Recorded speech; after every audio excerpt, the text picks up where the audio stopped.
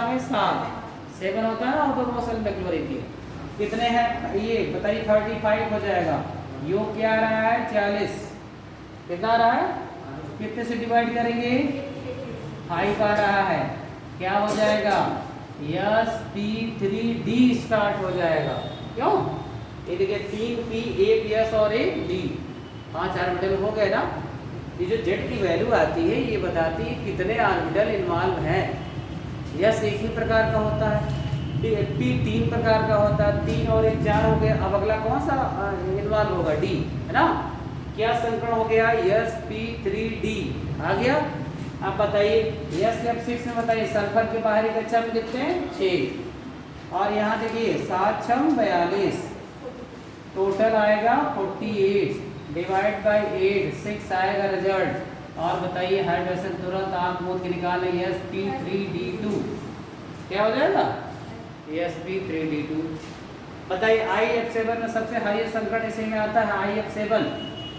आर्डीन का 7, इसका भी 7, 49 हो गया। ये टोटल रिजल्ट 56 डिवाइड बाई 8, 7 आ गया। बताइए क्या हो जाएगा संकरण? sp3d3 हाईएस्ट देखिए आ गया, है ना। sp से हमने एग्जांपल लिया है sp3d तक, है ना। ये सारे के सारे ये सबसे सरल तरीका है हाइब्रिडाइजेशन निकालने का मॉलिक्यूल पे, है ना। अब आइए पॉजिटिव और निगेटिव की बात करते हैं। पॉजिटिव को निकालने के लिए जो चार्ज होता है, प्लस चार्ज का मतलब इतना इलेक्ट्रॉन क्या किया है? खो दिया है, लॉस हो गया है ना।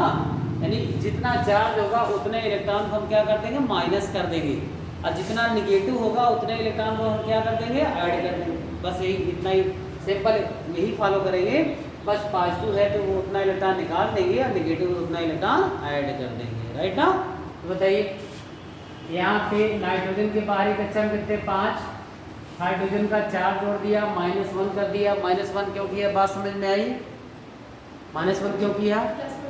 क्योंकि इस पर कितना चार्ज है? प्लस। प्लस का मतलब इलेक्ट्रॉन क्या कर दिया? निकाल दिया, दे दिया किसी को ना। तो बताइए माइनस हो जाएगा 8 डिवाइड बाई 2, 4 आएगा। हाइड्रोजन क्या होगा? sp3, है ना। अच्छा बताइए कार्बोनेट आयन पर कौन सा संकरण होगा? कार्बन के आउटर मोस्ट शेल में कितने? 4, है ना, 4। और इसके क्षेत्रिक 18। अब क्या करें? ये माइनस वाला क्या करें? ऐड कर दें, प्लस हो जाएगा ना। बताइए 2 जोड़ दें और ये 24 आ गया डिवाइड बाई 8, 3 आ रहा है। sp2 क्या संकरण हो जाएगा? sp2। अब आइए सल्फेट पे निकालते हैं। सल्फर के आउटर मोस्ट शेल में कितने इलेक्ट्रॉन? 6।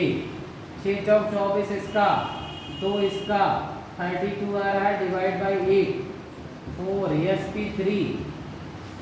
देखिए चाहे नेगेटिव का निकालिए, पॉजिटिव निकालिए, किसी का निकालिए, है ना।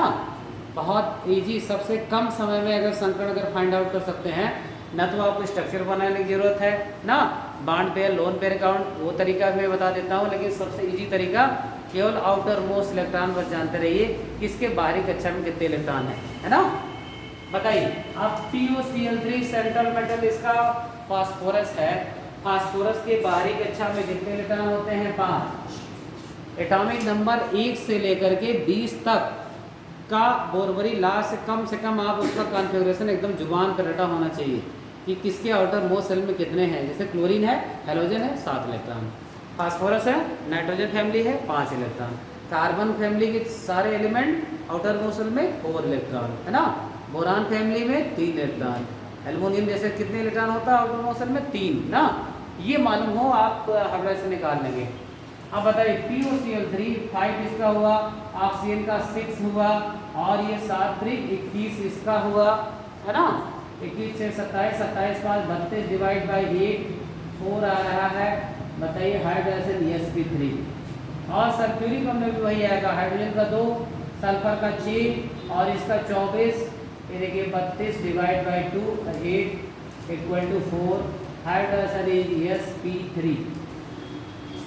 देख रहे हैं कितने सारे मॉलिक्यूल पे sp3 हाइड्रोजन आ रहा है ना।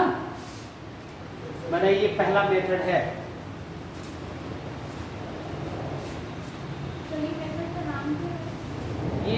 ऐसे ही ट्रिक मेथड ऐसे है, कोई मैं उस तरह का नाम नहीं है इसका, ट्रिक अप्रोच जल्दी से लगा लेने के लिए।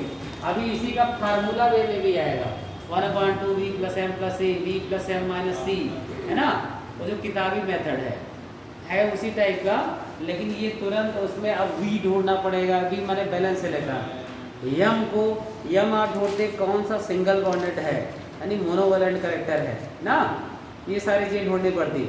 अगर आपने कहीं जरा से यम की वैल्यू अगर मोनोवैलेंट ना लगे डाईवैलेंट को यम मान लिया, कभी कभी उसमें कंफ्यूजन हो जाता है। जब ऑक्सीजन को सिंगल बॉन्ड ऐसे माइनस होता है तो कभी कभी इसे मोनोवैलेंट समझने की गलती कर बैठते हैं बच्चे उस मेथड द्वारा, है ना। अगर इसे सिंगल बॉन्डेड मान लिया तब तो जानिए यम की वैल्यू आप मान रखेंगे तुरंत हाइड्रोजन गलत हो जाएगा, है ना। ऑक्सीजन देखिए बताइए हमेशा चाहे वो नेगेटिव में हो या जहाँ भी दो बॉन्ड बनाता है नहीं बनाता, यानी वो डाईवैलेंट होता है। अगर ऑक्सीजन लगा है तो यम की वैल्यू 0 मानते हैं, है ना। अभी वो मेथड आएगा। अभी यार सबसे इजी मेथड केवल बाहरी कक्षा के इलेक्ट्रॉन जोड़िए और गुणा भाग करके निकाल दीजिए, ये आ गया, है ना। प्लस है तो क्या करिए इलेक्ट्रॉन को माइनस कर दीजिए, माइनस से इलेक्ट्रॉन को ऐड कर दीजिए, तब उसके बाद गुणा भाग करिए, राइट ना। इस तरह फर्स्ट मेथड है। सेकंड मेथड है EP method.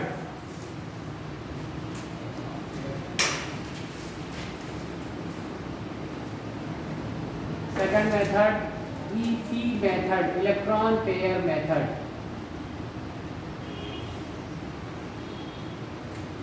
Electron pair method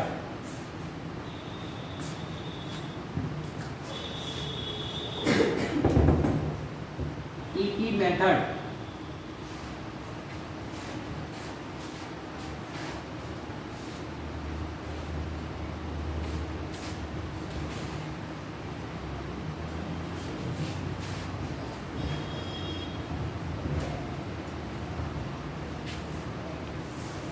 EP method, the electron pair equal to bond pair plus lone pair, bond pair plus lone pair। EP equal to क्या होता है BP प्लस LP। अब यहाँ structure ये method तब use कर पाएंगे जब आपको एकदम कॉन्फिडेंस हो इस स्ट्रक्चर में कितने बॉन्ड पेयर हैं और कितने लोन पेयर हैं, राइट ना। तो तुरंत आप स्ट्रक्चर ड्रा करिए, इतने बॉन्ड पेयर रहते हैं लोन पेयर। और एक्चुअली ये ईपी जो है ना, ये वास्तव में जो फर्स्ट मेथड में यूज किया है जेड, ये वही है, लेकिन यहाँ पे इस मेथड में क्या बताया गया है, ये ईपी है, टोटल इलेक्ट्रॉन पेयर है ना, कुल कितने electron pair. If the EP value क्या आ जाए 2 आ जाए तो हाइड्रोजन sp, ईपी वैल्यू क्या आ जाए 3 आ जाए तो sp2, ऐसे ही ep5 4 आ जाए तो क्या हो जाएगा sp3। वही सेम टू सेम वही जो जेड वाली वैल्यू है या इस मेथड में उसको क्या कहा electron pair, total number of electron pair, है ना। अब आ जाइए इस मेथड से निकालते हैं। जैसे आपने वाटर मॉलिक्यूल का स्ट्रक्चर आपको हमने बनाना बता दिया, ये मेथड बेस्ट मेथड तब होता है जब तुरंत आपको स्ट्रक्चर ड्रा करना आता है ना। अच्छा जैसे आपने वाटर का स्ट्रक्चर बनाया, सेंटर मेटल ऑक्सीजन है और इससे 2 बॉन्ड ऐसे ऐसे बना दिए और आप जानते हैं कि ऑक्सीजन पर 2 क्या है लोन पेयर, बनाया था ना वाटर का स्ट्रक्चर, बेंट हो जाता है।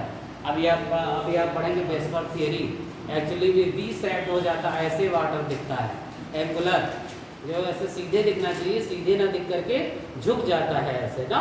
और ये काम करता है लोन पेयर में रिपल्सन, और इसी को एक्सप्लेन करती है बेसबर्ग थियरी।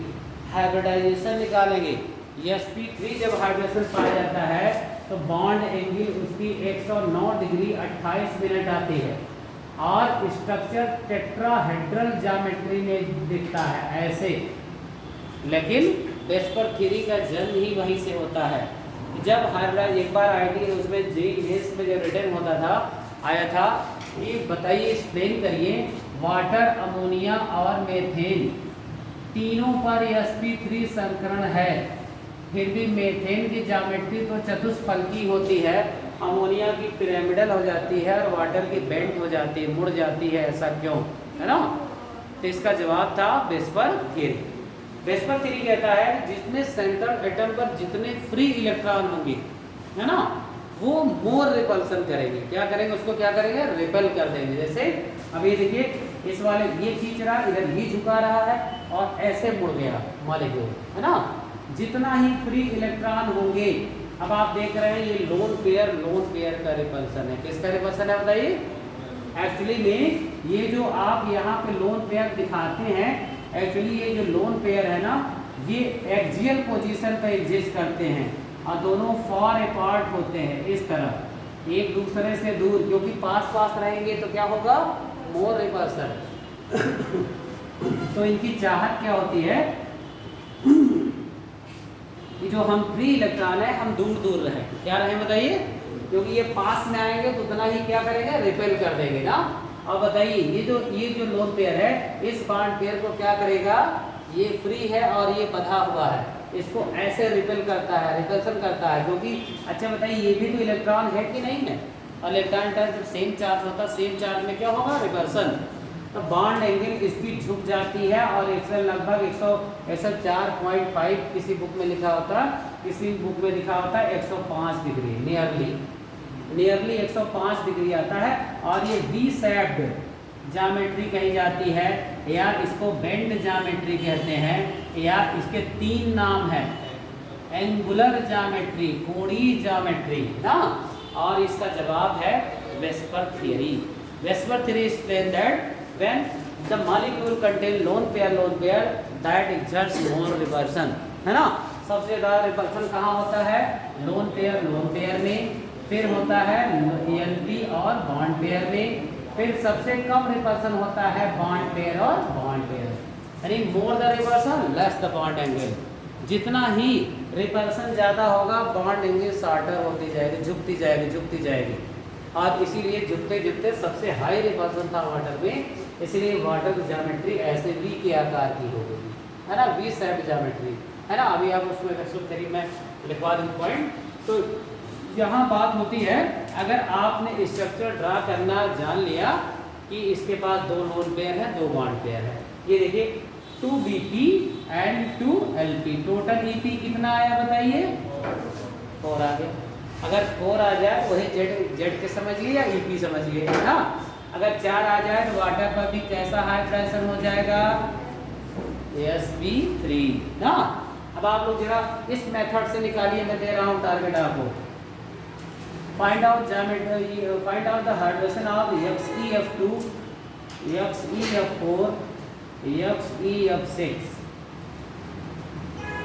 इस मेथड से निकाल के दिखाइए।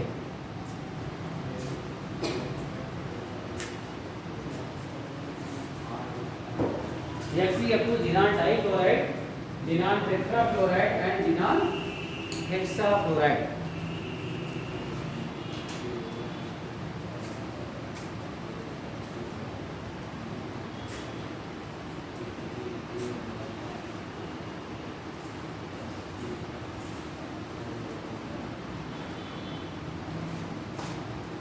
पहले इसको सिंगल बॉन्ड दे दो, सिंगल बॉन्ड बनाता है ना क्लोरीन। जिनान क्या है बताइए? Inert gas. इनर्ट गैस के आउटर मोस्ट ऑर्बिट में कितने इलेक्ट्रॉन होते हैं? 8 होते हैं ना। 8 में 2 ने शेयर कर दिया है ना, ये 2 बॉन्ड बना लिया है। कितने फ्री बचे? 6, है ना। 6 का मतलब 3 लोन पेयर है। इसके लोन पेयर रखो, इसके ऊपर 3 जोड़े रखो।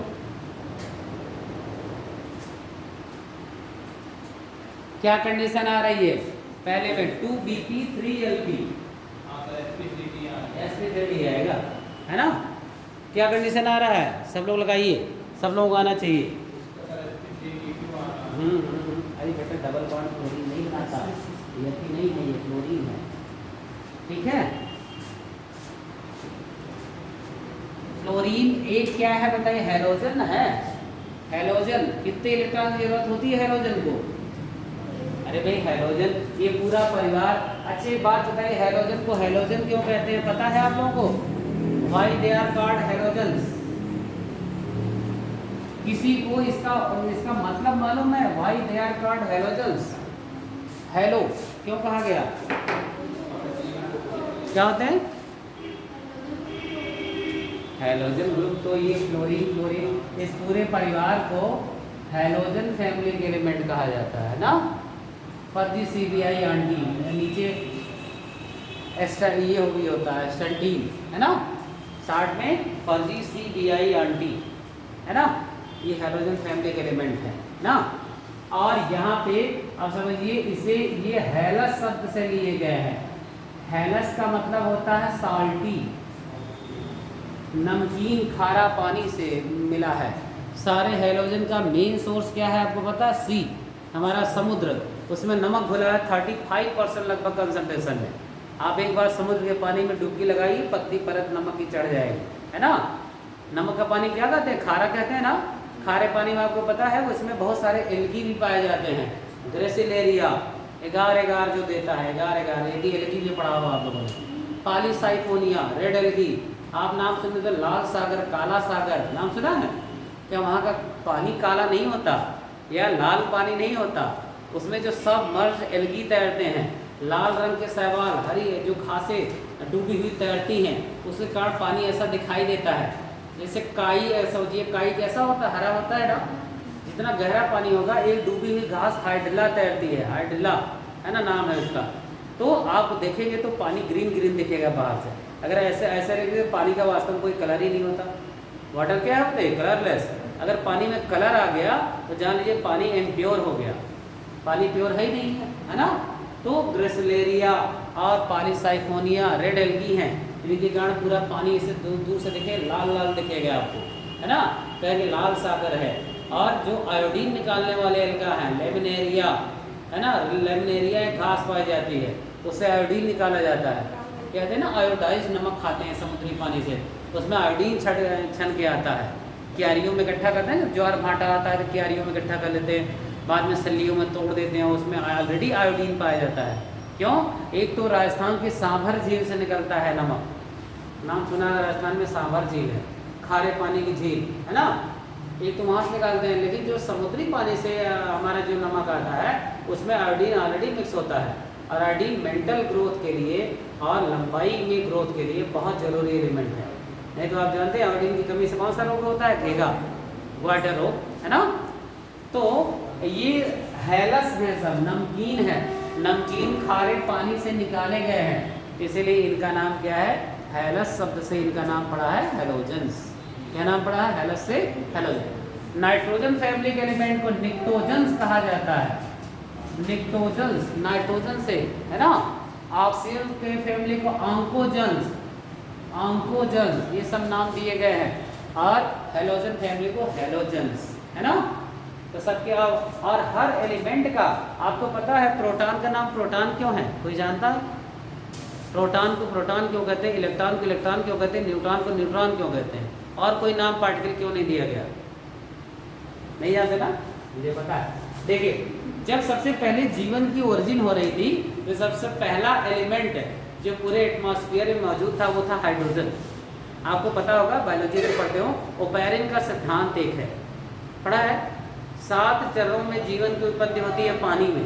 पानी में जीवन की उत्पत्ति हुई ना, स्टैनली मिलर का प्रयोग, अमीनो एसिड बने थे, कोएसरवेट बने थे ना, 7 स्टेज में जीवन की उत्पत्ति मानी जाती है। और कहा जाता है हमारा पृथ्वी पहले ये सूर्य का एक भाग था, है ना, किसी ग्रह के टकराने से या उससे उसका एक भाग ग्रेविटेशनल एरिया छोड़ के नीचे आया।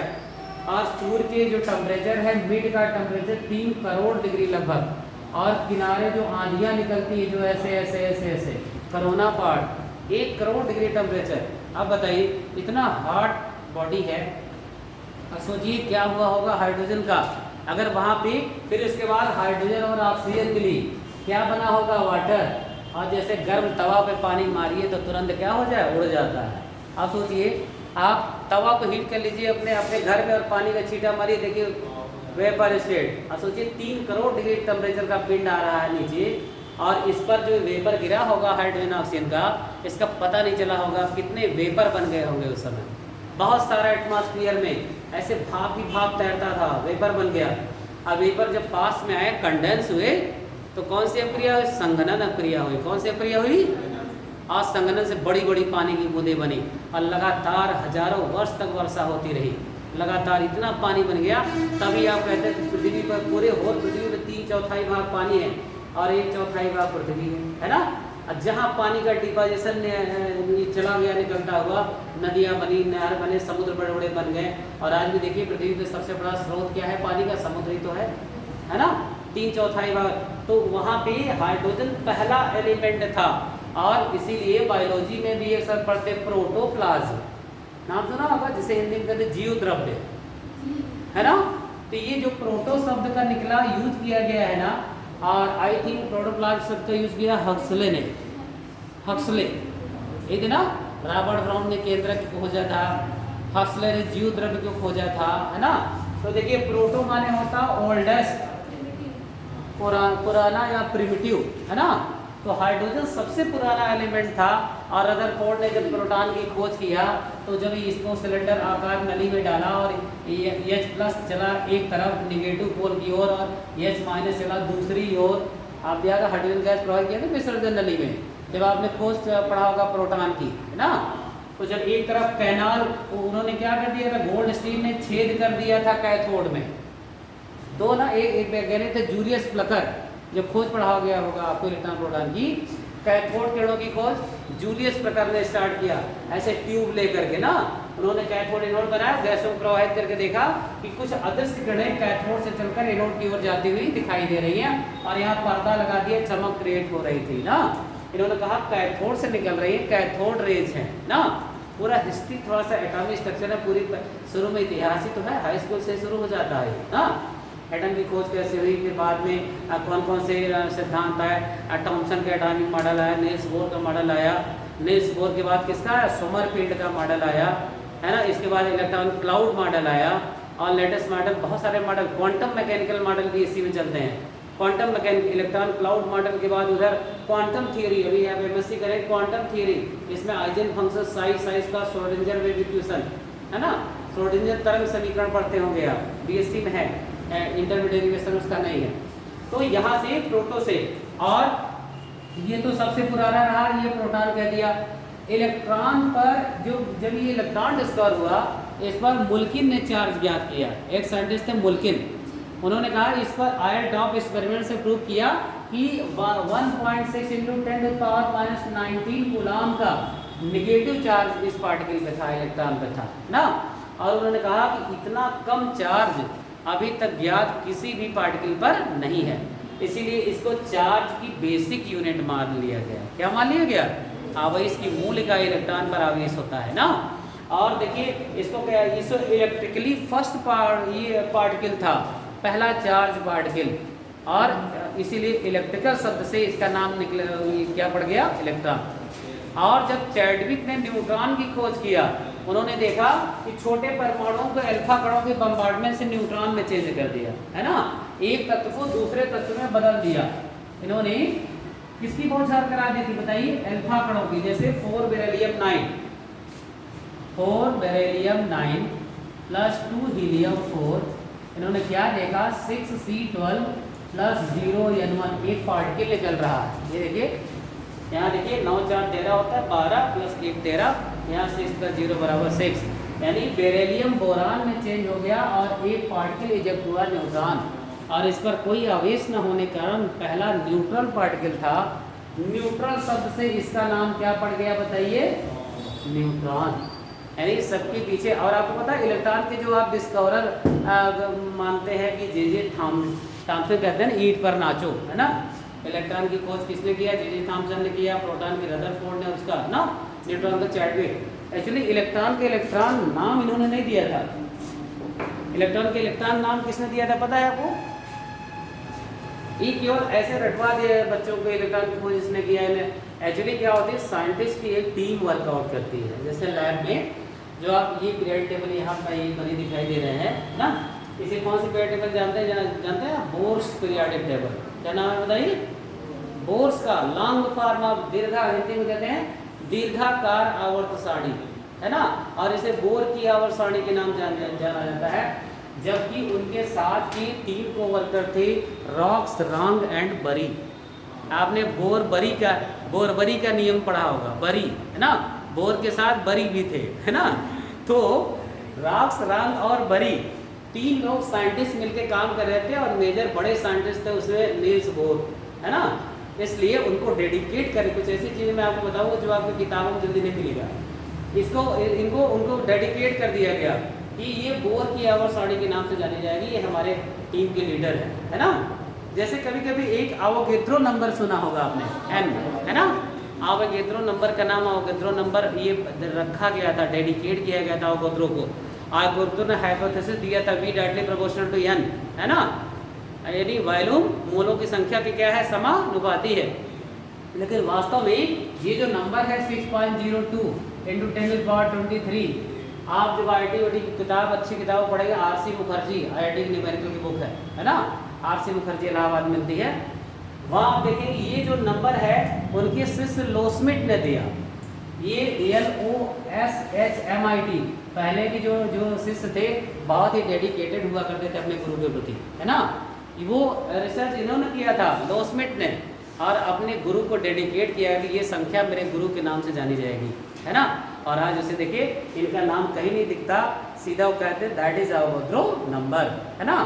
आपको पता है जो ब्राउनियन मूवमेंट है, आप कोलाइडियल पार्टिकल में ब्राउनियन मूवमेंट पढ़ते हैं, ब्राउनी गति, जैसे मेढक जिगजैग चलता है, साल बनता बिगड़ता रहता है, उसकी कोई ज्योमेट्री नहीं होती, कहते हैं ना मेढक, उसका क्या, अमीबा कहते हैं ना, अमीबा कोई आकार नहीं होता, चाहे चप्पल का आकार बना दीजिए, चाहे जूते का आकार बना दीजिए, है ना, ज्योमेट्री उसकी बदलती रहती है, साल जल प्रिंसिपल चलता रहता है उसमें, इधर से फूलेगा, इधर से टूटेगा, इधर से बिगड़ेगा, एक नया फॉर्म बनेगा, है ना। वो जो जिगजैग मोशन होता है, आप ब्राउनियन मूवमेंट को देखना है, एक बीकर में पानी भर लीजिए और उसमें भूसा के पार्टिकल डाल दीजिए, भूसा, इस समय गेहूं का भूसा बहुत बड़े बड़े चल रहा होगा, है ना, डालिए, और बिना हवा में आप देखिएगा रैंडम वो मूव करने लगेगा, यदि हल्के आकार का होगा तो, है ना। अगर कण का आकार 0.5 माइक्रोन से छोटा है, लेस दैट, तब ये पानी के पार्टिकल पर ब्राउनियन मूवमेंट करेगा, है ना। ब्राउनियन मूवमेंट का मतलब ऐसे जिग जैग, ऐसे देखा होगा, ऐसे पार्टिकल का मूव करना, टेढ़े मढ़े रास्ते पे गति करना। लेकिन वास्तव में इस गति को देखा था सबसे पहले, पराग कणों को डाल दिया था पानी में जिगमांडी ने, जिगमांडी, और रॉबर्ट ब्राउन केंद्रक के, क्योंकि आविष्कारक थे, केंद्रक एक बहुत बड़ी चीज़ होती है प्लांट के लिए, क्यों, प्लांट बॉडी में केंद्रक, वैसे भी जैसे हमारे शरीर में सबसे मेन इंपॉर्टेंट रोल किसका, हृदय, है ना। ऐसे पौधे की जान कहाँ किस में बसती है, सेल की जान किस में बसती है, केंद्रक में, है ना। तो रॉबर्ट ब्राउन को उन्होंने केंद्रक के आविष्कारक का सम्मान देने के लिए जिगमांडी ने कह दिया दैट इज ब्राउनियन मोशन, यह ब्राउनी गति के नाम से जानी जाएगी, है ना। तो पहले, अभी भी देखिए, कोई बड़ा आदमी काम करके मर जाता है तो उसके नाम से मार्ग वार्ग बना दिए जाते हैं, ये मार्ग वो मार्ग, क्या उन्होंने बनवाया क्या खड़े होकर के ना, उनको सम्मान हानर देने के लिए। तो बहुत सारी चीज़ें ऐसे हैं, जैसे आप मैंने पहले की बताई, ये आवोगेद्रो नंबर लोस्मिट नंबर के नाम से जानी जाती थी पहले, बाद में इनको अपने गुरु को डेडिकेट कर दिया। ये सारणी भी डेडिकेट है रॉक्स, रंग और बरी द्वारा अपने मेन साइंटिस्ट किसको, बोर को, नील्स बोर, पूरा नाम क्या था उनका, नील्स बोर, है ना, जिन्होंने पहली बार कहा था कि जो इलेक्ट्रॉन होता है ये बाहर वृत्ताकार कक्षाओं में सर्कुलर ऑर्बिट में मूव करता है। ये ऐसी बात नील्स बोर ने कही थी, रदरफोर्ड ने नहीं कही थी। रदरफोर्ड ने कहा था जिस प्रकार सूर्य की परिक्रमा डिफरेंट ऑर्बिट में ग्रह करते हैं, उसी प्रकार नाभिक की परिक्रमा इलेक्ट्रॉन करता है ना। उन्होंने बात ऑर्बिट की नहीं किया था कि ऑर्बिट में घूमता है या क्या होता है, कैसे होता है ना। मेन पटरी पर गाड़ी ले आए नील्स बोर के सिद्धांत से, है ना। बीच में डी ब्रॉगली साहब आए, प्लांक का क्वांटम समीकरण आया, है ना। डी ब्रॉगली क्विसन प्लांक के क्वांटम समीकरण को जोड़ करके नील्स बोर ने अपना सिद्धांत दिया। इनके भी ऑब्जेक्शन लग गया, एनर्जी कहाँ से आती है घूमने के लिए इलेक्ट्रॉन के पास ना। स्पेक्ट्रम क्यों देता है, हाइड्रोजन रखा ऐसे मोटी मोटी बैंड से मिल गई, ऐसे पट्टियाँ ऐसे मिल रही थी, जैसे इंद्रधनुष, है ना। स्पेक्ट्रम का जवाब कोई मॉडल नहीं दे पाया। बाद में सोमरफेल्ड ने एक्सप्लेन किया कि एक पतली पतली स्पेक्ट्रम में लाइनों में स्प्लिट कर जाता है मैग्नेटिक फील्ड, और उसमें जीमान और स्टार इफेक्ट, ये सब पढ़ाया टर्मिंग स्ट्रक्चर में आप लोगों ने। बहुत सारी चीज़ें पढ़ाने के लिए, बेस के लिए आप लोगों को, लेकिन बहुत कम क्लासेस लगती हैं, 3 ही क्लास में। अब बताइए, मैं चाहता हूँ कुछ एक्स्ट्रा भी बताऊँ, लेकिन अब एक्स्ट्रा बताऊँ ये टॉपिक हमारा छूट जाएगा। चलिए कंटिन्यू। ये सब पे निकाल लिया, FCF2 सब पे आ गया। FCF4 बताइए कितना आया, sp3d2, है ना। FCF6 पे D3। तुरंत ऐसे ऐसे ऐसे तुरंत बना करिए। सेंट्रल एटम रख दीजिए, जीरान के बाहरी कोश में कितने इलेक्ट्रॉन, 8 होते हैं ना। अच्छा बताइए, हमको ये 2 क्लोरीन दिख रहा है, 2 क्लोरीन क्या कर लेगा बताइए, साझा कर लेगा। अभी हम बात ये कैसे टेढ़ा बनेगा कि कैसे बनेगा, हम उसकी बात नहीं कर रहे हैं। अभी सीधा हम ये देख रहे हैं लोन पेयर कितना है और बॉन्ड पेयर कितना है। बताइए 2, ये 2 4 2 6। अब आप देख रहे हैं 3 जोड़ा क्या हो गया, लोन पेयर, 3 हो गया LP, 2 हो गया BP, टोटल रिजल्ट आया 5, है ना।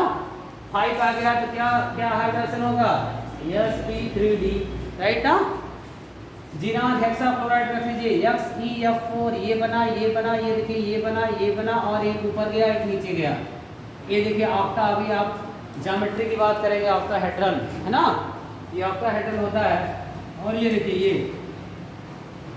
ऐसे ऐसे इस तरह से ज्योमेट्री दिखती है आपका हेड्रल, है ना। अब यहाँ बताइए कितने बॉन्ड पेयर हैं, कितने लोन पेयर है। 8 होते हैं, 6 एंगेज हो चुके हैं, एक केवल बाकी है। बताइए 8 होते हैं टोटल, 6 तो साझा कर लिया होगा 6 क्लोरीन से, 2 बचा, यानी 6 BP और 1 LP, टोटल आ गया 7 आ गया। तो संकरण क्या हो गया, sp3d3 आ गया ना, तुरंत निकाल लिया। एक बार आया था मेडिकल में कि हाइड्रोजन परऑक्साइड के प्रत्येक ऑक्सीजन पे संकरण क्या होगा। अच्छा, हमारा वो पहला वाला ब्रह्मास्त्र मेथड कहीं फेल अभी नहीं होगा, यहाँ वो केवल कॉम्प्लेक्स में फेल होता है। अगर आपको समझना ज्योमेट्री का कंफ्यूजन हो या देर लग रहा है मुझे, और जानते हैं क्या, जब IIT नीट में क्वेश्चन सॉल्व करने बैठते हैं, केमिस्ट्री स्कोरिंग होता है।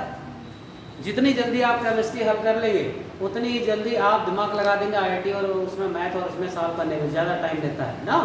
इसमें कॉन्सेप्ट क्लियर है, सारा समय बचा करके। और आज जान लीजिए कि अच्छी रैंकिंग तभी मिलती है जिसकी केमिस्ट्री, चाहे आप इतिहास का देख लिए IIT में हो चाहे जो हो, केमिस्ट्री जिसका बेहतर केमिस्ट्री स्कोर बनाती है ना, कम समय में ज़्यादा एक्यूरेसी देती है ना। आप समझिए सारा टाइम बचा के फिर साल पर ही धारा किधर से किधर जा रही है, क्या हो रहा है क्या नहीं हो रहा है ना। हाँ, तो अब ये देखिए, अब स्ट्रक्चर अगर ड्रा करना सीखे हैं तो ये वाला मेथड यूज कर लीजिए। ये देखिए, हमको मतलब हाइड्रोजन से नहीं है, हमको मतलब है किससे, ऑक्सीजन से। Oxygen joint with 2 bond pair and 2 lone pair. जरा ध्यान से देखिएगा, कितने बॉन्ड पेयर कितने लोन पेयर है, 2 बॉन्ड पेयर और 2 लोन पेयर, 2 to 4। हाइब्रिडाइजेशन क्या होगा, sp3 क्या होगा बताइए, दोनों पे sp3 होगा ना। अच्छा, पहले मेथड से निकालते हैं, नहीं ट्राई करते हैं पहला मेथड। स्ट्रक्चर जैसे हमको बनाना आता ही नहीं है, सब होता है। हाइड्रोजन के बाहरी कक्षा में कितने हो गए, 2 और 6 दूनी 12, 14 हो गया, डिवाइड बाई 8, पहला रिजल्ट आया 1, और 6 बचा, 6 डिवाइड बाई 2, ये देखिए 3, ये दोनों जोड़ दिया, 3 + 1 4। बताइए मेथड जो है जो लगाया आएगा तो वही, क्यों, मेथड हमने इससे भी निकाल लिया है ना, उससे भी निकाल लिया। जीरान के किसी कंपाउंड को चाहे तो पहला मेथड लगा के निकाल लीजिए, जैसे F6 का ही निकालना है पहला मेथड। जीरान के बाहरी कक्षा में 8 और 7 6 42, ये देखिए 42 8 50।